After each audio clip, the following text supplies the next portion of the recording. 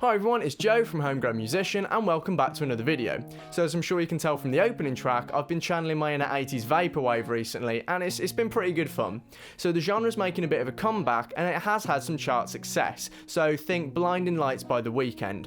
So obviously the genre leans more towards synthesized sounds, but one of the most iconic elements is the big rhythmic pumping bass lines. Now these bass lines are created using a technique called sidechain compression, and that is going to be the focus of today's video.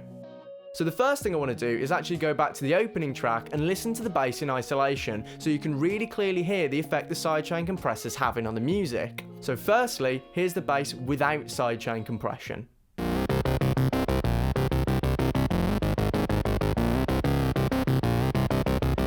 Now the bass with sidechain compression.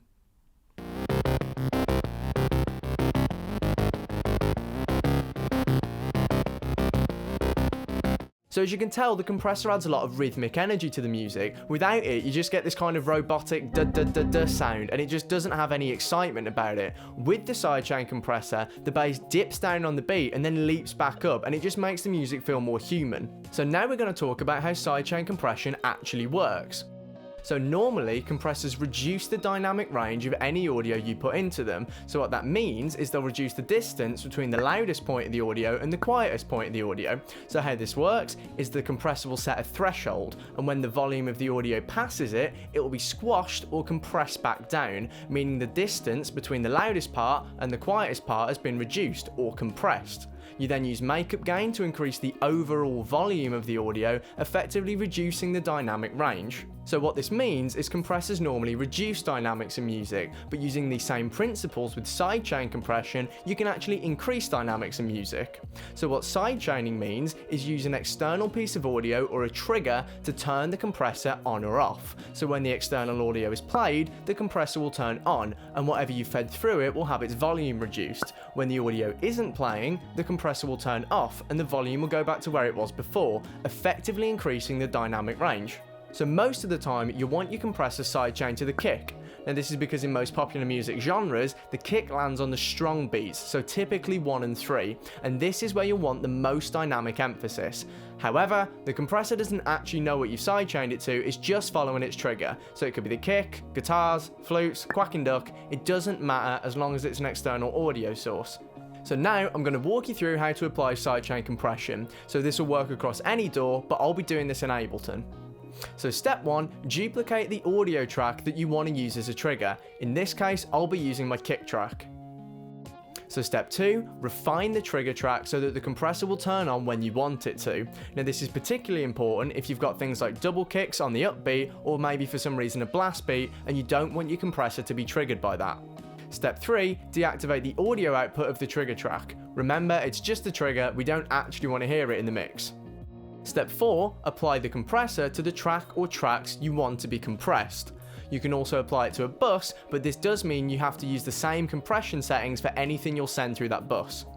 Step 5, open the sidechain menu in whichever compressor you're using and select the trigger track that we made earlier to trigger the compressor.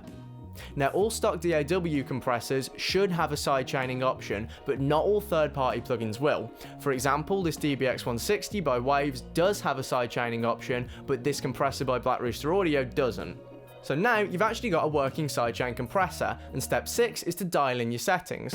Now at this point it's just personal taste, but it's the same as any other compressor. Use the threshold and the ratio to set the amount of compression that you want, and then use the attack and release to decide when the compressor turns on and off.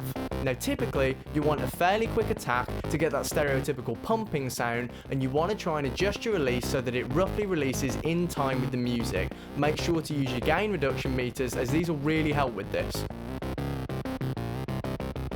So now onto the applications of sidechain compression. So when I think of sidechaining, I instantly think of that stereotypical pumping sound. It's a great creative effect and is a really unique way of adding energy and rhythm to otherwise sterile music.